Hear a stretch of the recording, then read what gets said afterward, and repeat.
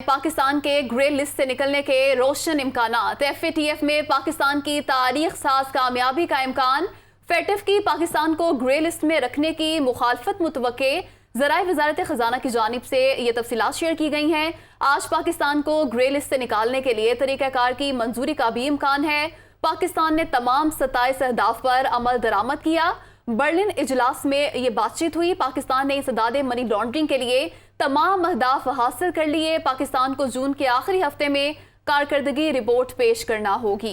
FATF का वफ्द on site जायजा के लिए पाकिस्तान आएगा। ज़राए की जानिब से बताया जा रहा है तो पाकिस्तान के ग्रे लिस्ट से निकलने के रोशन इम्कानात हैं। FATF में पाकिस्तान की तारीख साज कामयाबी का इम्कान है। FATF की पाकिस्तान को ग्रे लिस्ट में रखने की मुखालफत मुतवक्के है, जबकि ज़राए का यह बताना है कि आज पाकिस्तान को ग्रे लिस्ट से निकालने के लिए तरीक़ाकार की मंजूरी का इम्कान है। पाकिस्तान ने तमाम 27 अहदाफ पर अमल दरामद कर लिया है। बर्लिन इजलास में ये बातचीत हुई है, जबकि पाकिस्तान ने इंसदाद मनी लॉन्ड्रिंग के लिए तमाम अहदाफ हासिल कर लिए हैं।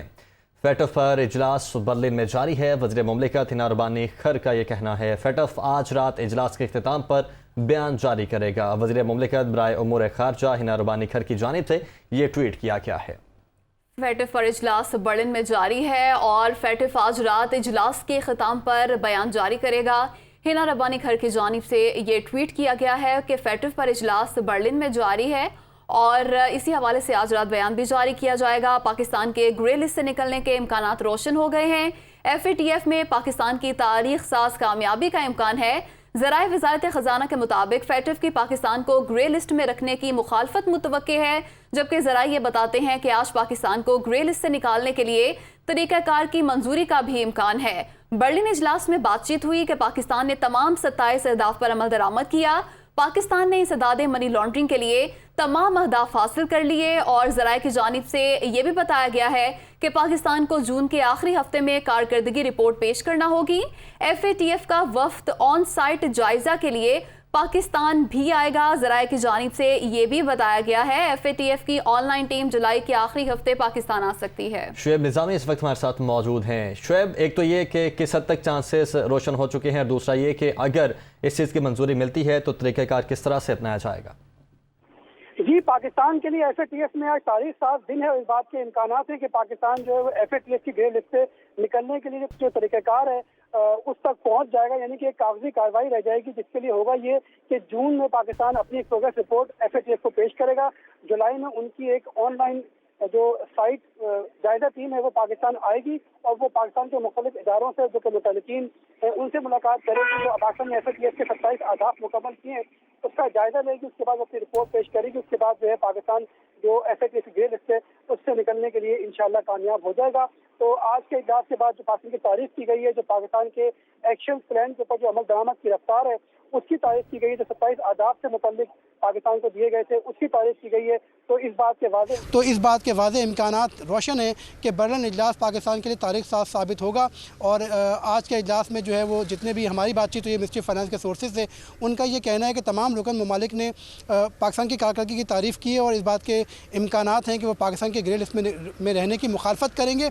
इसके बाद जो है वो एक तरीक़ाकार तय होगा और उसके बाद जो है पाकिस्तान एक कागजी कार्रवाई के बाद ग्रे लिस्ट से बाहर आ जाएगा। और इसकी वजह ये है कि पाकिस्तान में गुज़श्ता जितने भी अहदाफ FATF की तरफ से इसी तरह जो इनका एशिया पैसिफिक ग्रुप है उनकी जानिब से दिए गए थे वो तमाम के तमाम पाकिस्तान ने हासिल किए, बर वक्त हासिल किए। और पाकिस्तान ने जितने भी कवानीन थे उनको इंटरनेशनल कवानीन के मुताबिक बनाया। पाकिस्तान में इसमें security exchange commission of Pakistan, federal board of revenue, state bank, ministry of finance, ministry of foreign affairs और जो नेफ्टक है उसने जो है वो बड़ा इंपॉर्टेंट रोल प्ले किया है इन तमाम के तमाम अहदाफ को हासिल करने में। जितनी भी कानून साजी पाकिस्तान को दी गई थी उसमें पाकिस्तान के दोनों ऐवानों ने, कौमी असम्बली ने, सेनेट ने जितनी भी मुकर्ररा तारीख थी उनके अंदर कानून साजी की और उस कानून साजी की वजह से पाकिस्तान जो है वो मुश्किल तरीन जो टारगेट्स हैं और उनको हासिल करने में कामयाब रहा। तमाम के तमाम कौमी असम्बली और सेनेट के जो अरकान थे उन्होंने जो है वो इंटरनेशनल कवानीन के मुताबिक पाकिस्तान में कानून साजी की। पाकिस्तान में इस वक्त FATF के सख्त तरीन कवानीन जो दुनिया में राइज हैं वो हैं, यानी कि अगर आप $10,000 लेकर पाकिस्तान में घूम नहीं सकते, आपको जो है बताना पड़ेगा इसका ज़राए। इसी तरह जो पाकिस्तान में से बाहर आप अब $3,000 भी लेकर जाएंगे तो आपको पहले उसके सोर्सेज बताने पड़ेंगे। ये सख्त तरीन कवानीन है जो कि सिंगापुर के बाद पाकिस्तान में राइज किए गए हैं। इसका मकसद यही है कि पाकिस्तान में इसी तरह जो कस्टम के हुकाम हैं उनको अपग्रेड किया गया है, उनको नए कवानीन से आगाह किया गया है। पाकिस्तान में जो कस्टम के कवानीन हैं उन पर सख्ती से अमल दरामद किया गया है और पाकिस्तान में जो जितने भी एयरपोर्ट्स हैं, ड्राई पोर्ट्स हैं। जी, पाकिस्तान के ग्रे लिस्ट से निकलने के इम्कानात रोशन हो गए हैं। शुएब साथ ही मौजूद रहिएगा। हमाद आलम ने हमें कराची से ज्वाइन किया है। हमाद, अगर आज पाकिस्तान ग्रे लिस्ट से निकल आता है तो उसके बाद मौशी तौर पर पाकिस्तान को क्या फ़वाइद हासिल होंगे?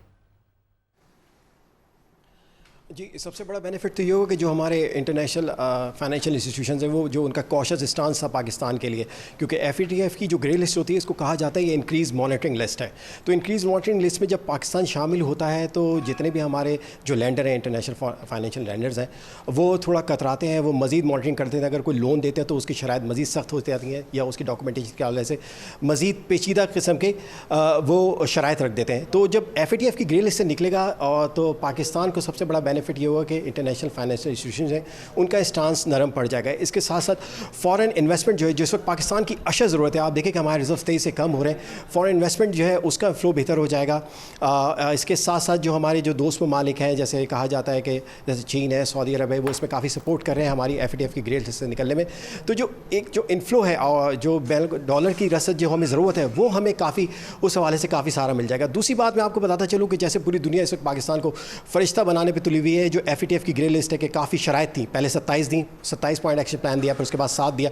तो पाकिस्तान ने बड़ी तंदही से इस पे काम किया, चाहे वो PTI की गवर्नमेंट हो या मौजूदा गवर्नमेंट हो। तो इससे निकलने के लिए बहुत बेहतर तरीके से इकदाम लिए। लेकिन आप देखें फाइनेंशियल सीक्रेसी इंडेक्स खुद क्या कहता है अमेरिका के बारे में, कि अमेरिका पहले नंबर पर जो मनी लॉन्ड्रिंग के हवाले से सपोर्ट करता है, यानी उन इंडिविजुअल को जो अपना पैसा छुपा के वहाँ ला के इन्वेस्ट करें। रॉयल यूनाइटेड सर्विस इंस्टीट्यूट की एक रिपोर्ट खुद UK की हवाले से कहती है कि लंदन में जो प्रॉपर्टी है वो एक गढ़ है मनी लॉन्ड्रिंग का। तो आप ये देखिए कि इस वक्त 22 करोड़ की आबादी वाला मुल्क जो इतने काम कर रहा है, इतने इक़दाम ले चुका है अपनी मईशत को दस्तावेज़ करने के हवाले से या FATF की ग्रे लिस्ट निकलने से, तो इसके हवाले से सियासी बिना पे भी जो है हमें चाहिए हो कि अमेरिका हमारी सपोर्ट करे और इसमें FATF से निकलने में मदद करे और ये सोचे कि इस वक्त हमें ज़रूरत है, इस वक्त हमारी मईशत को इस वक्त चैलेंजेस का सामना है। तो अगर FATF की ग्रे लिस्ट निकलेगी तो हमारे बहुत से आसानी पैदा हो जाएगी। यकीन तौर पर जो मुआशी मुश्किलात हैं उनसे छुटकारा मिल सकेगा। हमाद आलम कराची से हमारे साथ मौजूद थे, शुएब निज़ामी ने हमें ज्वाइन किया हुआ था। बहुत शुक्रिया आप दोनों का।